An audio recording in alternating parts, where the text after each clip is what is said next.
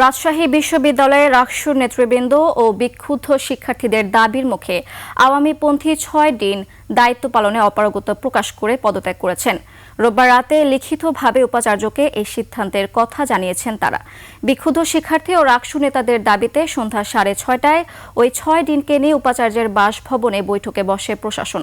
পরে একে একে যোগ দেন ৬ ডিন। এ সময় তারা মেয়াদের অতিরিক্ত সময়ে দায়িত্ব পালনে অপারগতা প্রকাশ করেন এবং উপাচার্য বরাবর তা লিখিত দেন। আধা ঘন্টা পর তারা চলে গেলেও বৈঠক অব্যাহত থাকে।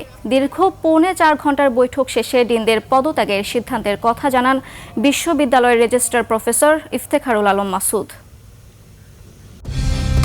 কালার এক্সপার্ট, জর্জ স্যাপ এবং মাইল্ড অন হ্যান্ডস টেকনোলজি সমৃদ্ধ অরিক্স ক্রিস্টাল ওয়াশ আপনার লন্ড্রি এক্সপার্ট।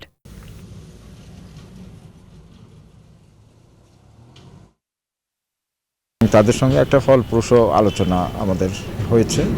তারা নিজেরাই মনে করছিলেন যে এই বিদ্যমান এই পরিস্থিতি তারা অপারগতা প্রকাশ করছিলেন তারাই। তো আমরা জাস্ট প্রক্রিয়াটা সম্পূর্ণ করেই একটা ফলপ্রসূ সিদ্ধান্ত হয়েছে। মাননীয় উপাচার্য মানে আমাদের বিধি অনুযায়ী যে ডিনরা পদে না থাকলে অটোমেটিক্যালি ভিসি স্যার কাছে দায়িত্ব চলে আসে।